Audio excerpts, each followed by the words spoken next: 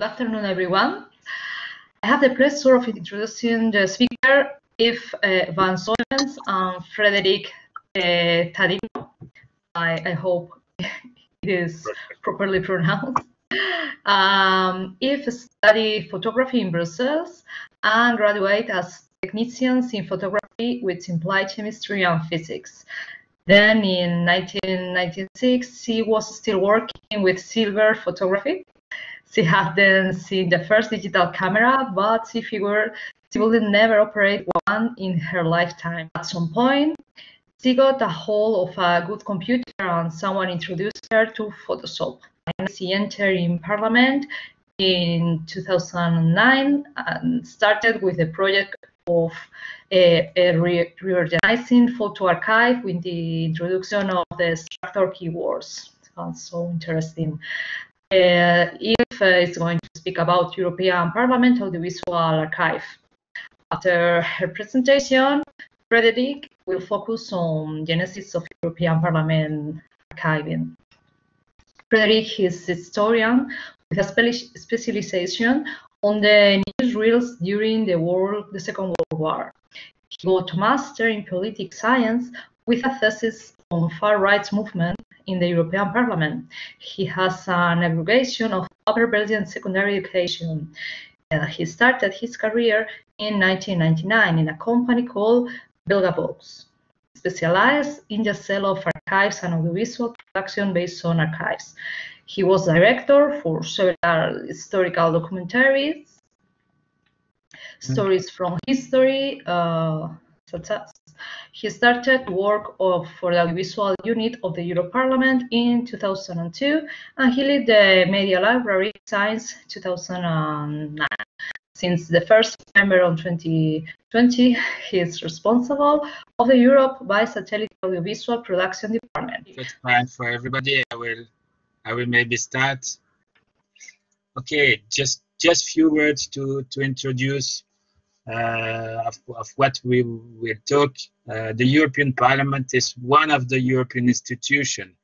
There are several European institutions. There are the European Council, which is this famous meetings where the head of states and government are meeting on a regular basis in Brussels. You have the Council of the European Union, which is the Council of the Ministers on a topic. You have the Council for Agriculture, for Fisheries, and so on. You have the European Commission, led by, since last year, by Ursula von der Leyen, and with 26 commissioners. You have the Court of Justice, you have the European Central Bank, and you have the Court of Auditors. Besides all those institutions within the European Union, you have also the European Economic and Social Committee and the Committee of the Region, and you have many agencies who are dealing with specific topics. All those institutions are making audiovisuals, and we are one of these. We are the European Parliament. We are representing even the European Parliament. Just in few words, the European Parliament, it's 705 members. We have a president since 2019, which with David Sassoli, an Italian member. Just to remind, we are working mainly in Brussels, but the official seat of the European Parliament is in Brussels. And it's the only institution of the European Union with direct elected members. They are elected since 1979 by voter, by citizens, and the legislative terms is for 5 years. We just start a new one. Maybe you remember that last year. It seems far now with all what happened now, the European election, but it started last year, and it will. Members are elected until 2024.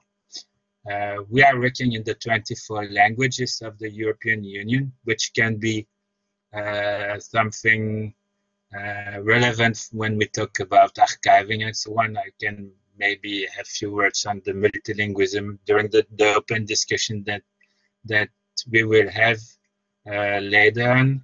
But there's no working language at the European Parliament. Each member should be able to express himself in his own language, and then it's really a specificity of the European Parliament. All other institutions have mother working language. It's not the case for the European Parliament. The institution goes back to 1952 with the first assembly, which was at the origin the assembly of the coal and steel community with only 6 countries. Now it's changed. There are 27 countries members of the European Union.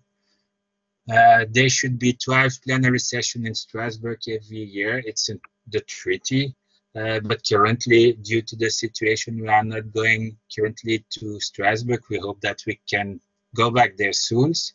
But there is also regular meetings in Brussels of the European Parliament, as I was saying just before the beginning, that currently, just when we are talking, there's a plenary session at the European Parliament where several important topics will be treated. The Parliament counts 22 standing committees. The committees are really the heart of the work of the member. It's where many decisions are already taken there, and it's organized by topic. You have on justice and civil liberties. You have one on fisheries, on agriculture, and so on. It's really, and you have also delegations, 33 or 35 delegations which are working with the different countries in the world. Just few words on what is the European Parliament. Just few words also that you should have in mind that the EU is a huge attraction for press. Just to tell you that Brussels is the second world journalist port in the world, just after New York, where you have also different institutions, United Nations, Wall Street, and so on. But Brussels, you have more than 1,000 journalists accredited to the European Union. We are covering the event which are the main coverage. It's the European Council. It's what I discussed earlier. You know, it's this famous meeting with Macron, Merkel, the head of states and governments, who are meeting on a regular basis. Each day, one event which covered by also a lot of journalists is the daily press of the European Commission. It's the place where, if you want to have some information on what's going on in the European Union and in different aspects of the member states, you have to be. The other event is effectively the plenary session of the European Parliament, and I had it also a line saying that the European election is another key moment. To just give you an idea, last year in May we have had 1,400 journalists during the election night, and it attracts really a lot of journalists and technicians and so on, who were at the European Parliament to cover the election night. It's event which attracts a lot of interest. What is in place to help all those people? Then we have press rooms, we have websites. Just if you know that the website europa.eu is supposed to be one of the biggest websites in the world. I can imagine that the amount of linguistic versions and so on helps a lot, but it's really at the European Parliament already we talk about a galaxy with several planets and so on. That it's really huge websites. To have the coverage of all those events, we have several audiovisual facilities. We have presence on social media, and maybe you don't know that, but the European institutions are manage two television channels, which are Europe by satellite.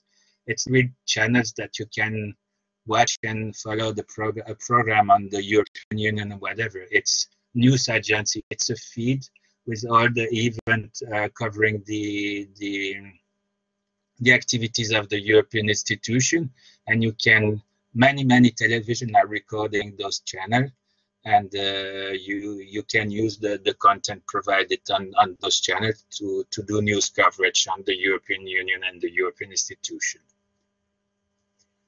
Eve and I, we are part of the European Parliament, as I said, and we are part of the Directorate General DG.com, which is in charge of the communication, and we are specifically part of the Media Directorate, in which you have a structure where we have a press unit with a lot of people dealing with the journalists, meaning that they can be in touch to create some press release, to be in touch for the press conferences and so on. It's really important service in the European Parliament. You have a department which is media services and dissemination, who is in charge to disseminate the work of the European Parliament within the different capitals where we have offices. We have a department called Media Intelligence, who is in charge to analyze the content in the media about the European Parliament, how the European Parliament is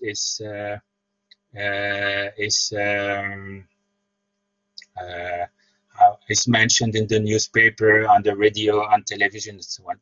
And you have the audiovisual unit, the department that from which Eve and I are part.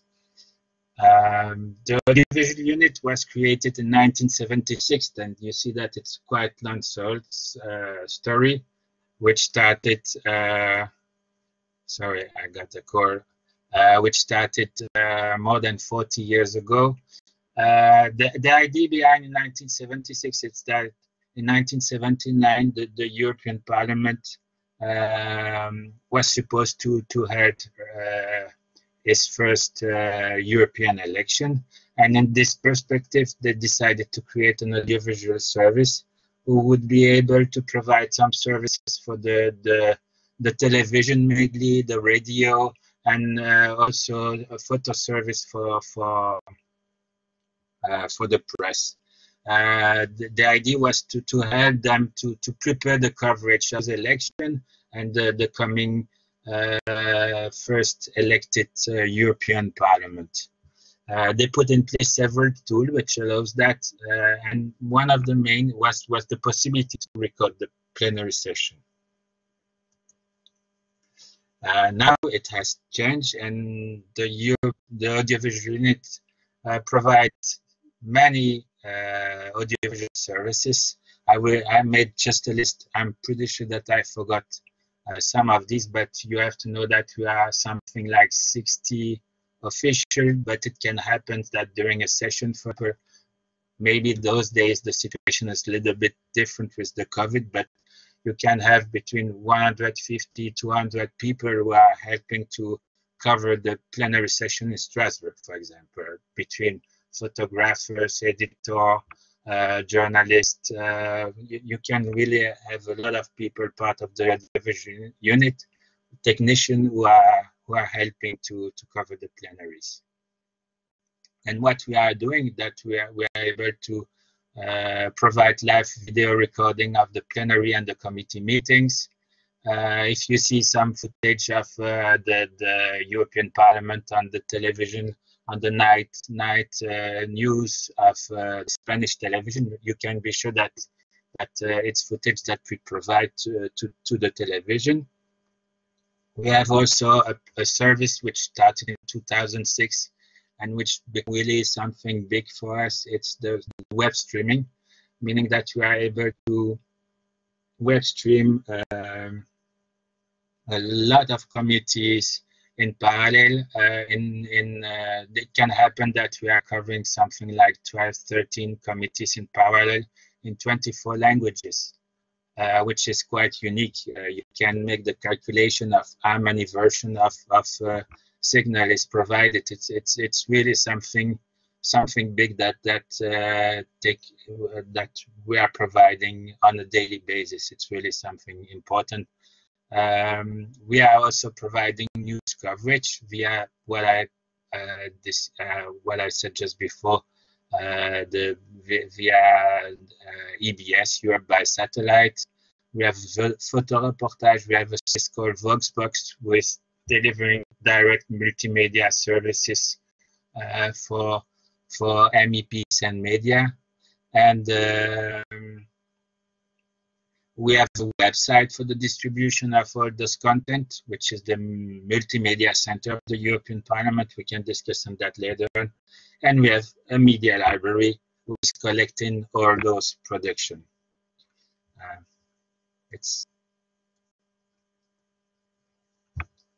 The media library at the origin was not something in the mind of the people who started the audiovisual service. Then when you take the first paper about the audiovisual service, it's written that they expect to keep for 2 months the recordings they made, because at that time the tapes were quite expensive, and then the idea was to reuse those tapes after 2 months, and then to not to keep content.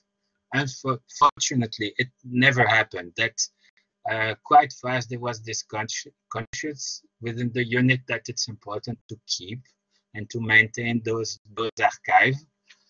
And really from the beginning, you see that there's this way to be able to find, to look for the content which has been produced. Then little by little, and the service, which first was called the archive, only the archives, and then which is called the media library, established and developed its mission. The first mission is obviously to collect and index the EP audiovisual productions. We can go further and explain what it means later on. The other part is to publish the production on the website, on the Multimedia Center. They're part of the work, but also to maintain and to manage the thesaurus, which is the tool which helps to provide tagging. Media library also provides productions.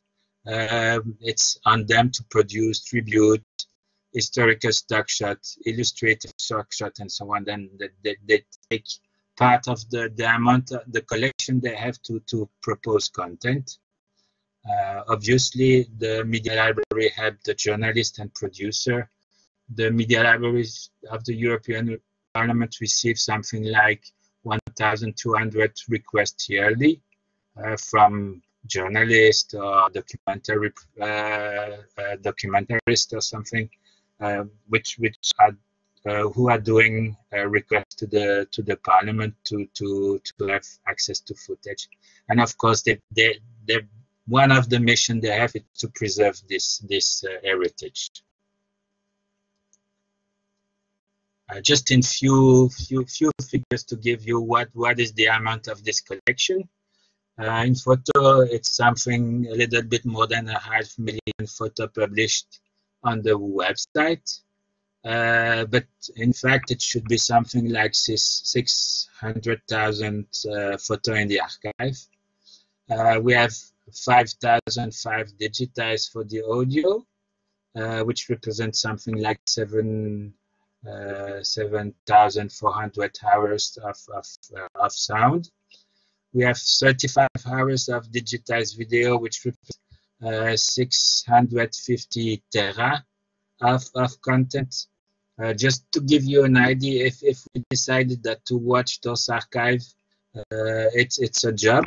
That's something which is working something between 8 or 10 hours a day, 250 days yearly. it should be a huge part of his career to just watch those videos, something like 30 years of the career can be just to watch, just to give you an idea of what represent this 35,000 hours. Then it with the time it become quite important collection, which continue to grow time after time. Just to go into detail, just for the photo, it's a living collection. I would say that it's growing by something between 3,000 or 4,000 pictures each month. The collection is fully indexed. It's about something like 100,000 digitized film from 1952 to 2005, and something like 400,000 digital bound photos. You see that this gap between the film production and the digital bound pictures, which is a trend that you will see also in the video, that since that we are in this digital format, there's no really anymore this reflection on the support, and then the production is growing. You see it's exponential. The growth, if you look back to the period of time, it's really a huge gap between what was the production and what is the production now. In terms of audio, there's some transformation in the slide, but it's really the audio. It's not the car. The O is below. The fund is closed, and we are not adding something to this collection. It never has been analyzed. Then the fund exists, the collection exists, but we have no analysis on that, and it's ongoing process of digitization. I guess if you want to really feel the heart of the collection, it's really one of the most. I will make my European pride.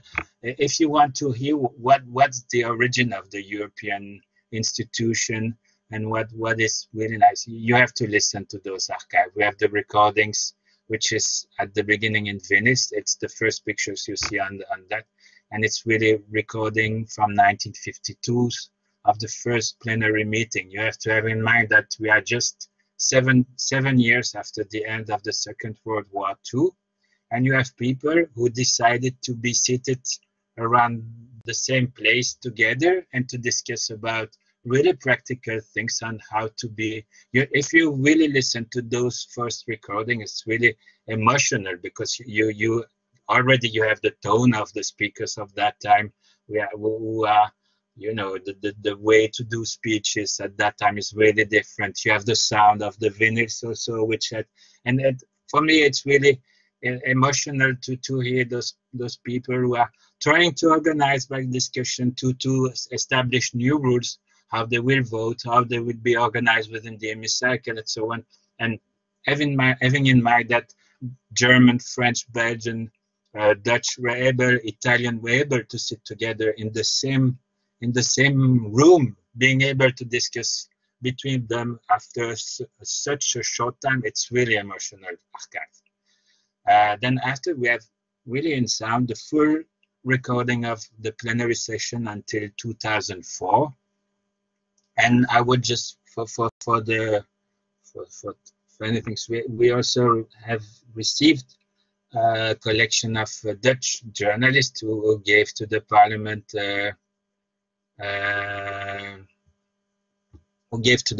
those collection, and we have small recordings of, for example, Lenin, De Gaulle, Kennedy, Stalin, and so on, which is part of this collection, and it was also quite emotional collection.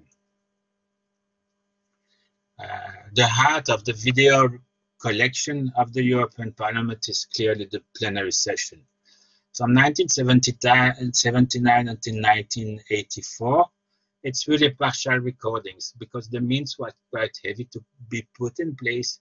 And then you really, when you see which event have been selected, you really feel that they selected, they made an editorial choice on what needs to be covered.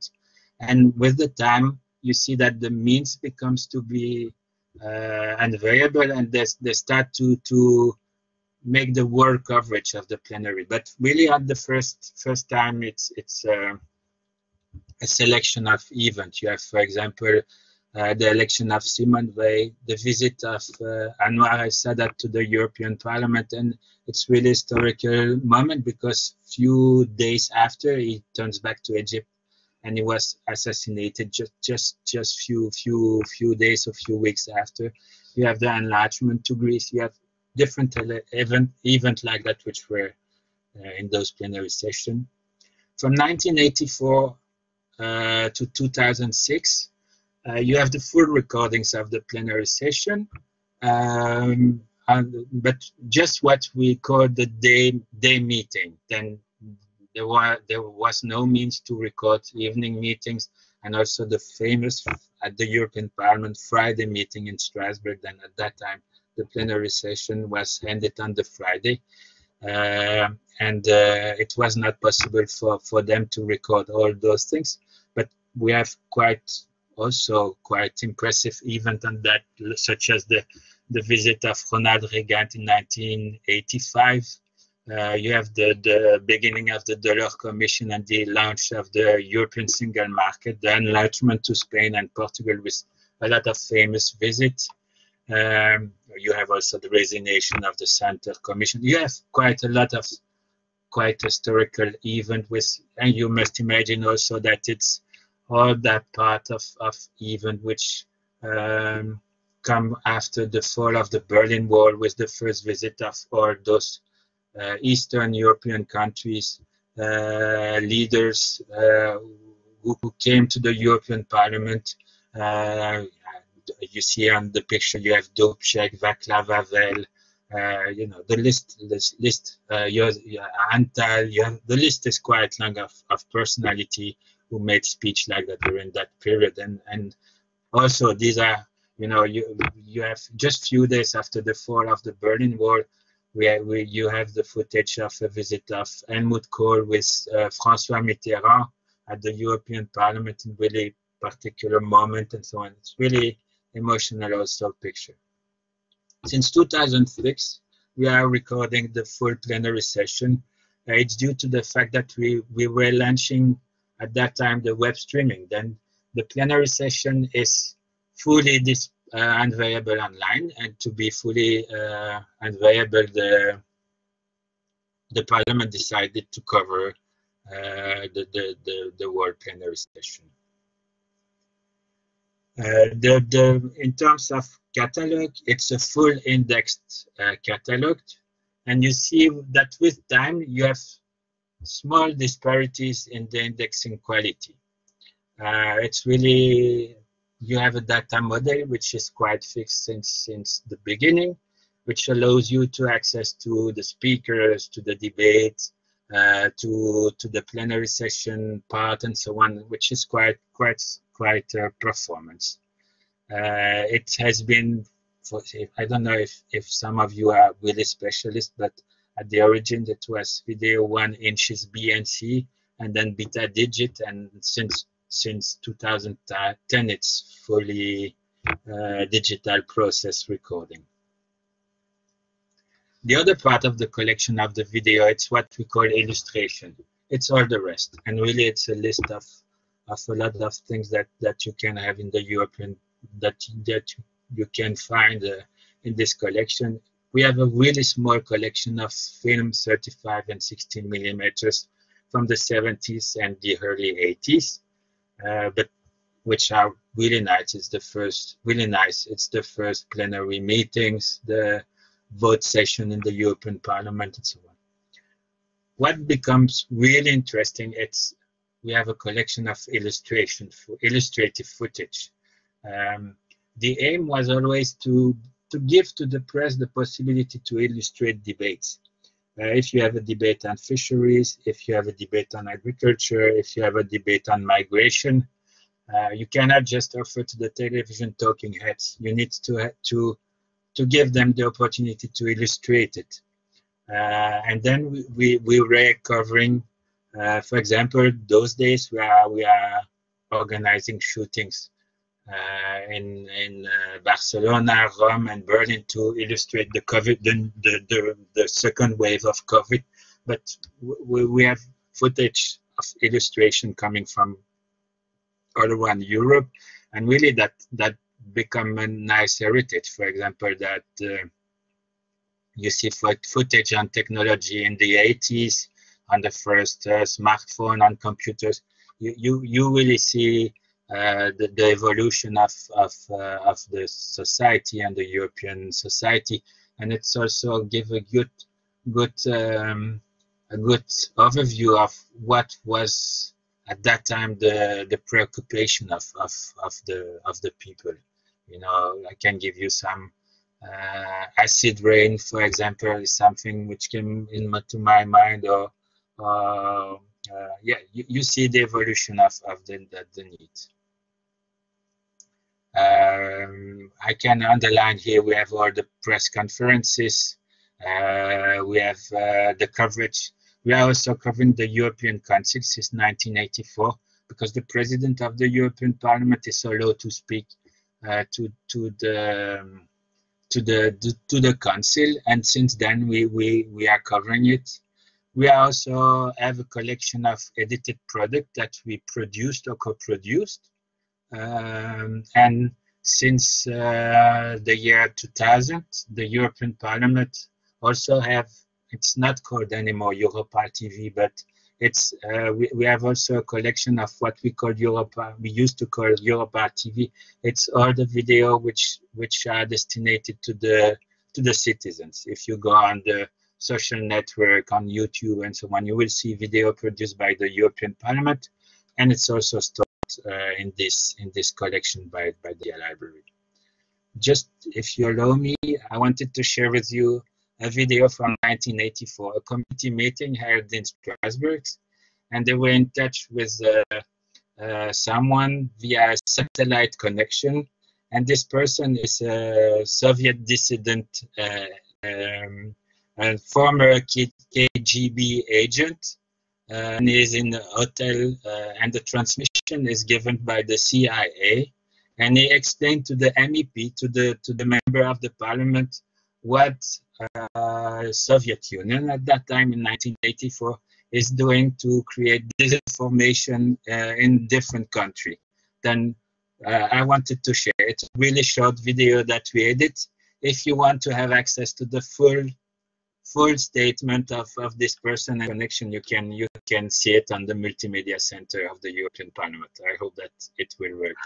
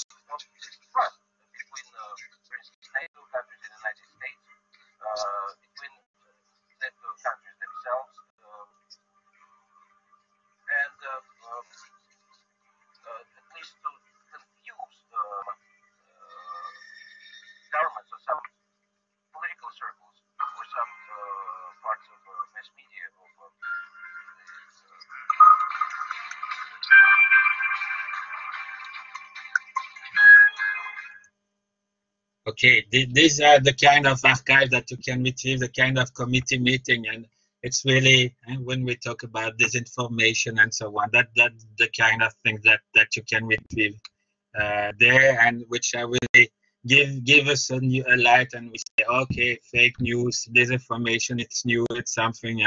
We talk about Trump and this. You see that already in 1984 that there were people working on that. Maybe those, it's another archive I wanted to share. Sometimes when you work on audiovisual archive, you can have some surprise. And I was looking at this. We were working on the commemoration of the German reunification, and one time you fall on this kind of footage that I leave you the surprise.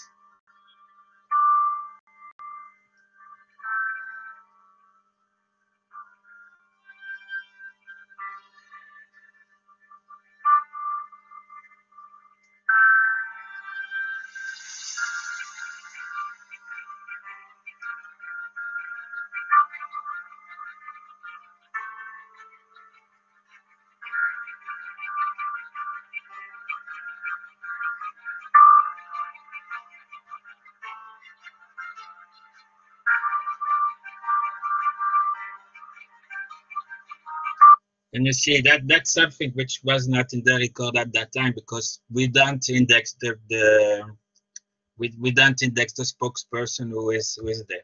And then you look and you see, okay, this looks familiar. It looks like something we know, we used to know. And in fact, it's the real first visit of Angela Merkel to the European Parliament. And it was in 1919. She was just spokesperson of the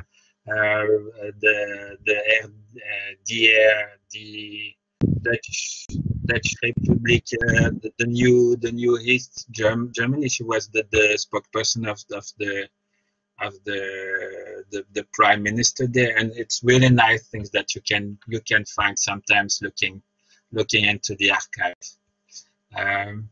And just if we still have just few seconds, maybe you have in mind that in the parliament it's only politicians and so on, but parliament has also a huge part in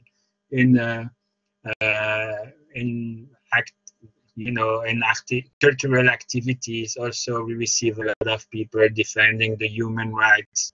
I always give this example that for the last 20 or 30 Nobel Peace Prize, they almost all came to the European Parliament, and we have a lot of people, not only politicians, who participate to meetings and so on. And maybe some of you know that in the early 80s there was a huge famine in Africa, and people from the rock and the music organized concerts and so on. And Bob Geldof, who was the organizer of the Live Aid at that time, came to the European Parliament to question the MEPs. And that's the kind of archive also from the 80s that you may find in our collection.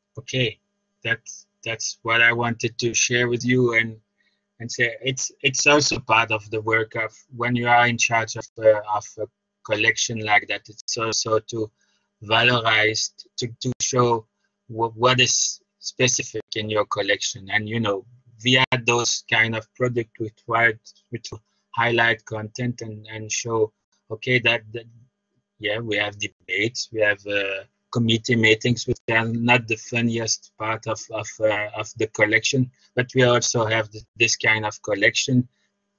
You see the presentation again now? Yes. Yes. Okay, then first, and it's something which a lot of archives have faced in the last year, and the last year we are still facing, is the digitization process, which started in two phases in our case. The first phase was to replace some obsolete materials, and the second phase started in 2009 with the digitization of the beta collection. It's still ongoing, but really we are close to the end of this phase of digitization, which allows you to have access to almost all the content directly. You don't need anymore to go to pick up the tapes and so on. Then it's a process which are close to the end. If some of you are interested, I can develop it in the open discussion. The other part, it's the access. The media library used to manage production archives, which what it used to mean that it's usually a journalist or a producer from the European Parliament came to the archive and said, okay, I made something on this and this, and you have to furnish archive to those persons. Now it's not anymore the case. Then you have the publication on the website, and media library is taking a huge part of this publication. You can access to a part of the archive on the multimedia center of the European Parliament. You don't have access to the whole archive. It's not possible. You have to do a request, but you start to have quite an access to almost all the pictures and a decent collection of video on the multimedia center of the European Parliament. Those process of digitization and put in line have has a huge impact on the work of the media library. As I said, it was a production archive, and you have to transform yourself into a publisher. Then archivists learn how to present the content. It's not the same if you are archiving something for a team of 3, 4, 5 people, and if you display this content online, really you have to switch. You have some. There are things that you know that it will be indexed on that way, on that way, respecting those rules and so on, which are not the same when you put something online. You really have to think on how people will have access to your content, how they will search for it, how they will retrieve it, and it has a really huge impact on the work of the archivist, and there's a mindset to change when you do this change. And also the fact that you have to imagine that still in the early year 2000, to make a request to archive was something really long. You need to do a search, you need to do a copy, you need to send it to the journalist. Imagine if it was in Spain or Italy, it takes time and so on. Now with digitization, you really give access almost directly, and a request is made. And where you used to have a lot of people intervening in the process, now the archivist is really able to do the search and to share the content directly with the user. Maybe for you young student, it's something which seems obvious, but it was really a huge change also in the mindset and the process of how an archive work, and it still have an impact on the work. The other things, it's the place of the media library also, and the work of the archivist. I still call them archivists, even it really has changed. That the work, it's not anymore at the end when you collect the content, you say, okay, give me what has been produced during the week. And no, really the archivist now, the team of the media library is really working ahead. Then they are watching the agenda, they are preparing all the content for publication, which is ready for once the video is there, it's ready for, with the good title, appropriate to the rules we established, the good tagging. It will arrive in what we call the good package, which collect all the elements on one topic and so on. Then they're really a huge part of the work. It's ahead before even that the production itself going on. The shooting and the editing it's ongoing. The media library has already made a huge part of the work. Once the production is done, the other part, the media library intervene once again to verify that all the rules respecting copyrights, data protections, that everything is in the line with the indexation rules that we have established, and finalize the publication for the website and for the archive. Really, the fact that to send the archive to the media library is really reduced now, and it's all these works of publication and collect of information ahead, which is the most part of the work of the media library and the publisher archivist, I would say.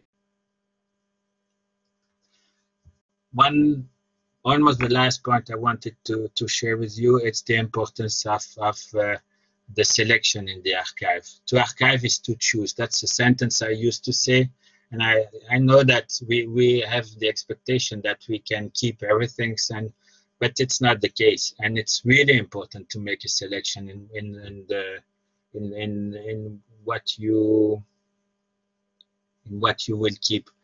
And at the EU level, there's no, even if I participate to a meeting last week on that there's a start of discussion, but there's no legal deposit for the audiovisual sector.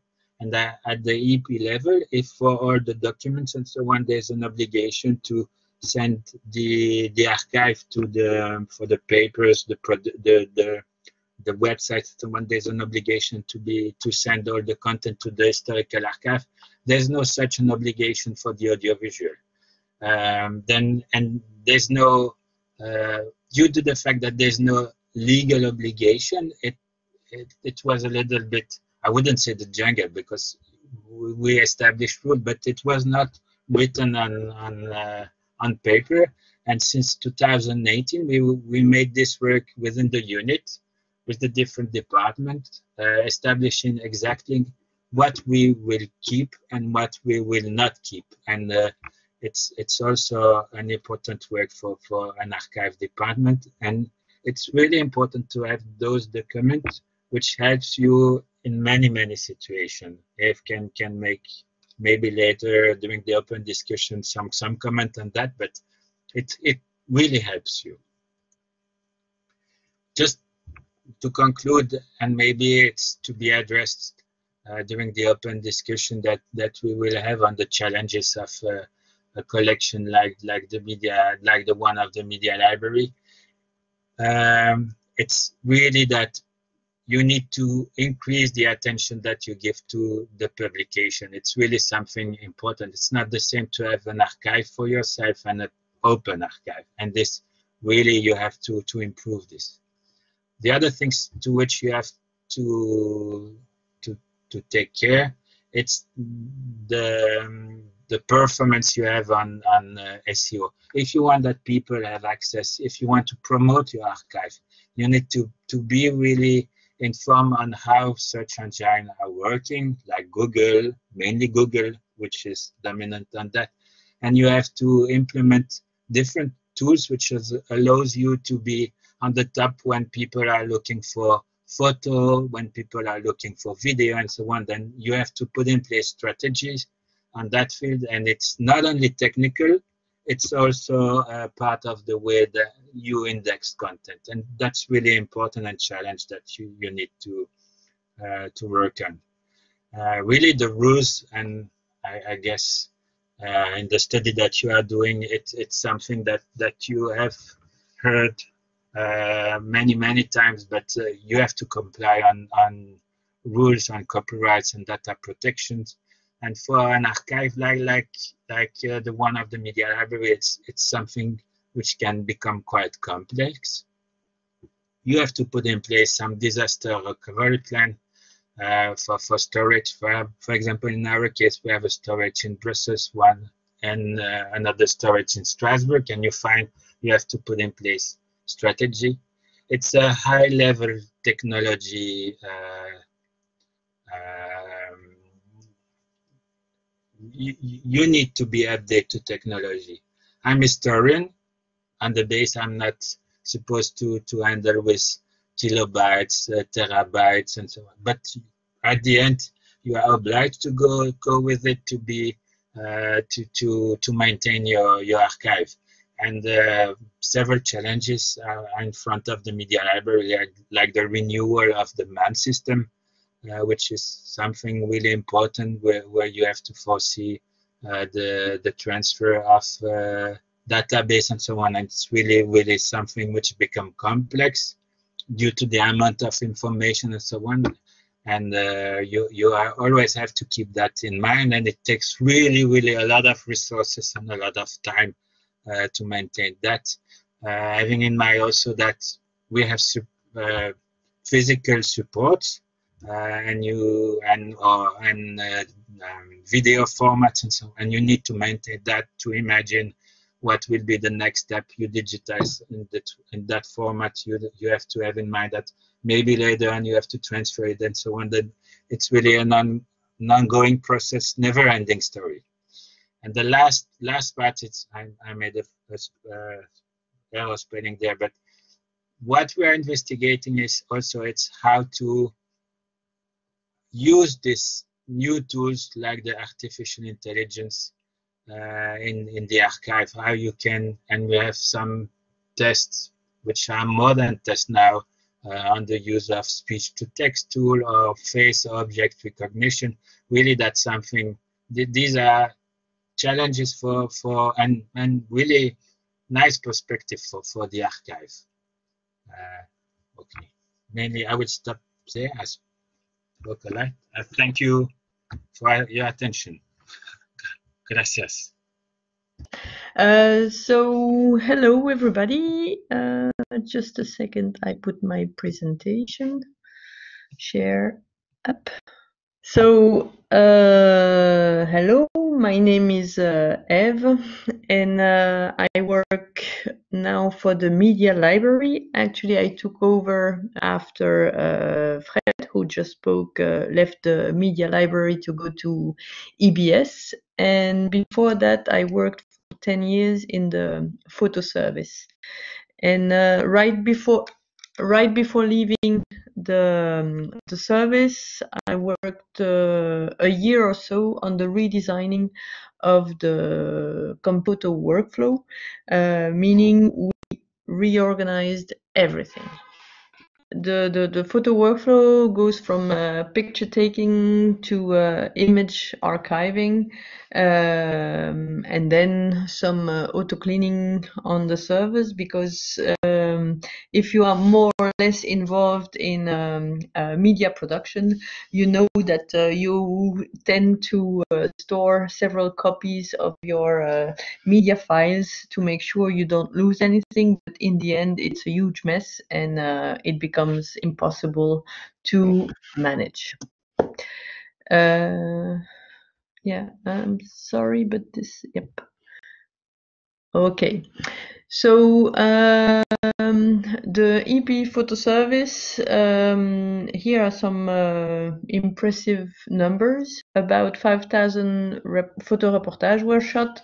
More than 45,000 pictures were in the end fully edited and published on the multimedia platform of the European Parliament. It's 150,000 pictures that got downloaded from the Europarl, the Multimedia Center, which actually is one of the planet of the Europarl Galaxy, the huge website Fred referred to in his presentation.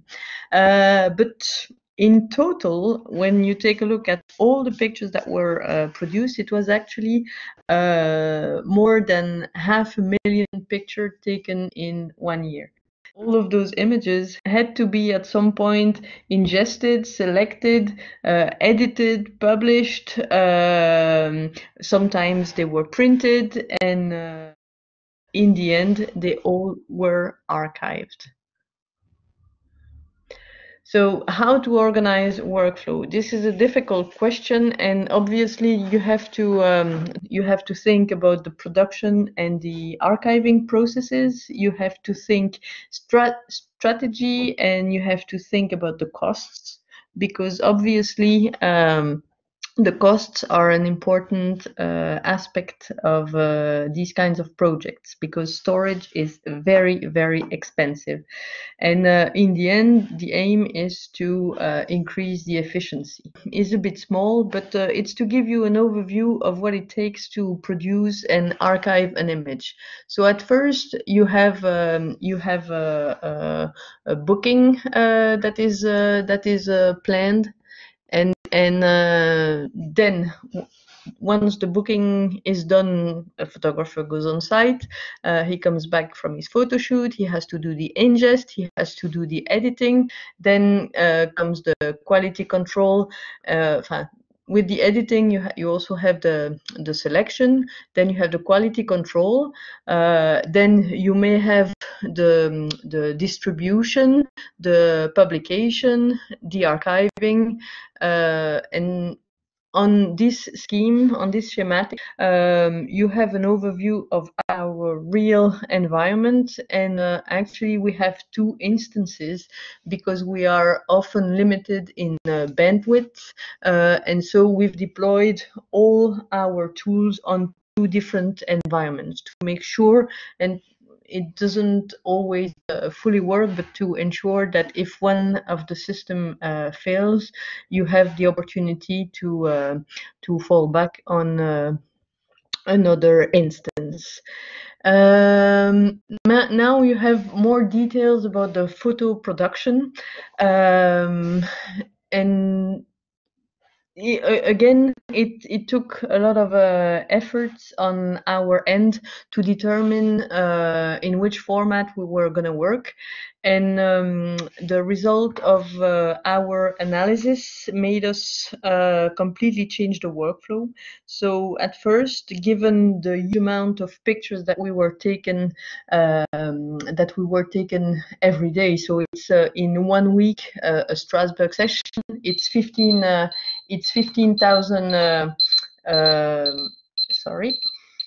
It's 15,000 pictures in 1 week's time. So obviously it's a lot. 15,000 pictures. If you have to ingest them all on servers, it takes an awful lot of space, and then you always have the ingest time. But while trying to tackle this issue, we realize that using the JPEG was not always the best option. So in the end, we decided to shoot everything in RAW. Although before we had shot everything for 10 years in JPEG, but now we shoot everything in RAW. I know it's a bit heavier, but that decision was taken based upon the fact that we wanted to actually archive the original format, because nowadays more and more people tend to ask us to get the original pictures when they need to do an important print, and so it is important for us to keep the actual full-size image, an original image. But on the other hand, what was not acceptable by our financial department and by our IT team was to actually keep two files, the original one and the fully edited one. And so we realized that there was an option for this, and the option was to actually convert the raw file to DNG, to archive the DNG file, which is a digital negative format. It's a container type file that contains not only the original image, but also its edited version with all the editing steps added to it, all the metadata, and so we decided to go towards that option. So we decided also to embed metadata. Metadata is something absolutely crucial, something Frédéric insisted on in his presentation also. If you don't have any data alongside your picture, well, there is no use and you cannot find anything. So it's important that you keep the most possible information. So Fred talked about thesaurus. It's a controlled vocabulary list. It is a list maintained by another application, and actually that list allows us to apply keywords to our pictures, and it's those keywords represent the backbone of our system. Yeah, so we decided to actually embed the metadata inside the image files. It's not an obligation, but it is something that presents the advantage of only having one file instead of two. And in terms of space and storage and readability of what actually lies on your system, it's a huge advantage. Imagine dividing the amount of files by two. If you only have one file, it makes a huge difference. Now, regarding the metadata format, we had two options.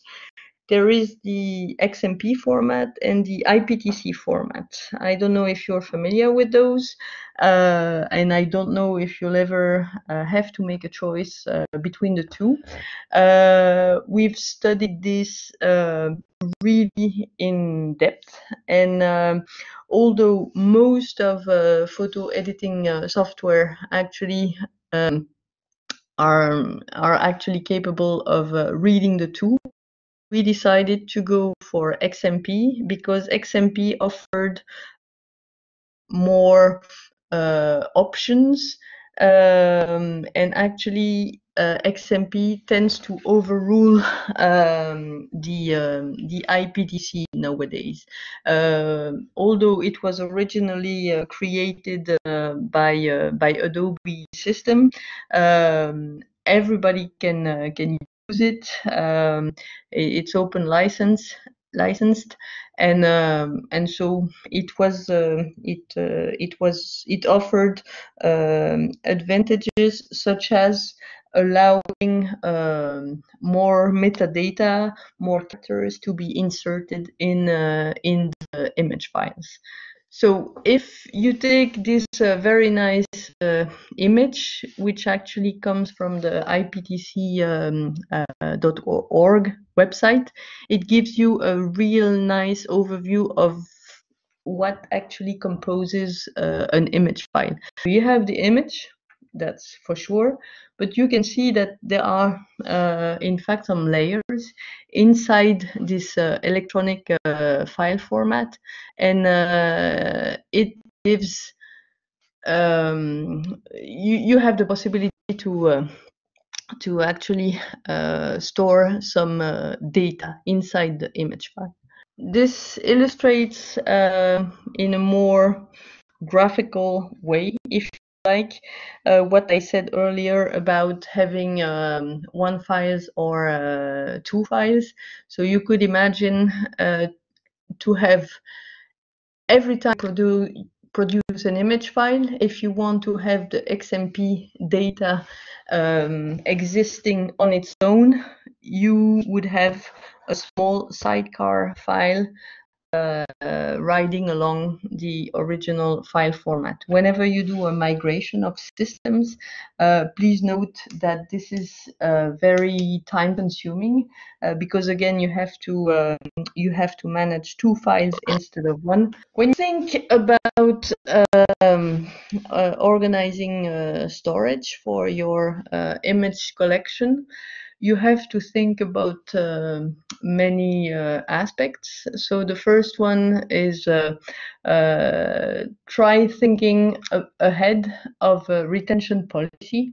So keeping everything is not possible. As Fred mentioned, archiving is choosing, and so you'll have to make some changes. Keeping everything is not an option, especially if you are working for a big agency, or even if you're an independent photographer, keeping everything is just not an option. So if you establish a clear policy, it can be that some of the files you did not touch for more than 3 months can be automatically deleted if they were not selected at first. You delete them. Of course, this can be implemented several months after the ingest. That is something you have to decide. But to have a retention policy, also the retention policy covers the legal aspect of your image collection. And if you add some automation in this process, it makes your life easier. You might lose something, but if you lose something, it is because you did not do a good action. I have a question for Frédéric regarding the number of professionals working on the unit. Yes, the unit is about 60 official, but it goes from engineers to people in charge of the planning, to photographers, to archivists. But we have also a dedicated contract which allows you to hire people on request and to do the coverage of the full plenary debate and so on. As I said, we can go up to 100, 150 persons who are working for the audiovisual unit. For the Department of Archive precisely, it's a team of 4 or 5 persons. It depends a little bit. It's not a huge team with many more requests than it used to be, because they are dealing a lot with the publication on the website, but the team is quite reduced. Frédéric, what is the process for accessing to the whole archive? The document it's not totally open, so I'm wondering if it is possible for a researcher to carry out searches into the whole archive or not. There's no access directly to the archive. It's made on request. Then you have to send a mail to the media library, and there you can define what you are looking for and what are your needs. Now on the website, the Multimedia Center, you have access to a lot of content already. As I told you, you have access to all the plenary session, a large part of the committee meetings since 2008. Then if you are a searcher and you are doing something on a specific MEP or on a topic and so on, you can already go on the Multimedia Center and perform a quite in-depth search, not having access to the whole archive, but having access already to a huge amount of content.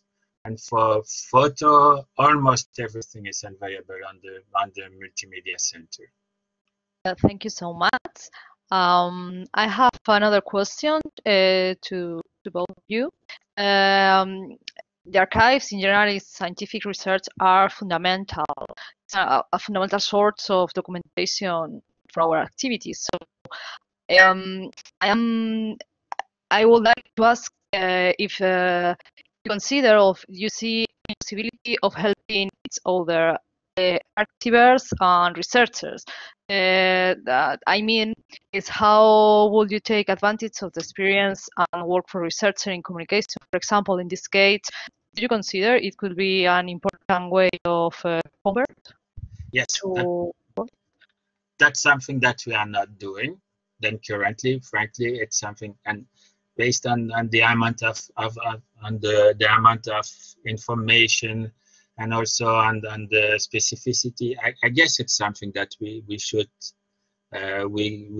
have investigated during time, but we are not in touch with universities or students to do a deep analysis. As I told you, for example, the audio sound, which collects all the recordings of the plenary from 1952, it's not indexed, and really, I guess for a searcher on the European Union or something, it's really a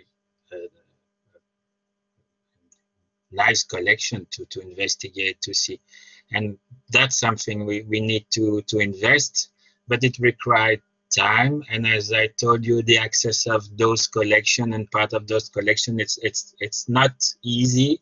It requires some knowledge. It's just to give you an overview that all the audiovisual is on a separated network. Then you don't have access to internet to access to the archive, for example. It's really a separate network. You have to put in place strategies and so on to give access. That you're right. That's something that we should envisage. Based on the EU rules, everybody could have access to those archives. And if someone is doing the request based on the rules, he should have access to it. But it's true that we don't have real facilities to give access, unless what is available on the website, to give access to everything, and that's something we need to envisage and to see. Yes. Are you planning to open a YouTube channel, for example, to share this kind of archives to the world? That we have projects for Instagram account. We have a Twitter account, the Audiovisual Parliament, but we don't have a lot of followers and so on.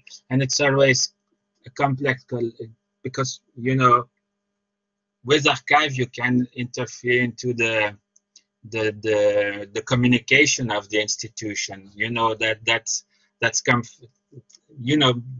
Just publish. Last week Joe Biden came to the Parliament a few years ago. You publish it. Would it mean the Parliament published the video? Would it mean that it sustains Joe Biden? You can give interpretation to those publications, and it's huge discussion that we have. We don't have a YouTube channel. The aim, I guess, it's to give access as much as possible via the Multimedia Center and give access to it. Something we didn't mention, all this content is free of, you can use it. There's copyright, it's the copyright of the European Union, but there's no restriction, almost no restriction on the use of those footage. Then you can download it, you can download picture, you can download video, you can treat them, you can adapt them. It's really open to a lot of things. Then if people wanted to make videos, to use content, it's available, it's there. It's for free, I suppose. It's free, totally free. And for students, I don't know if you have project on audiovisual production, because I show you archive, but we have also, for example, yesterday we published footage on the situation in Berlin, which is available on the website that you can use and reuse. Then it's really free, and you can It's available on the Multimedia Center. Okay, thank you, Yves and Frédéric, for your interesting contribution.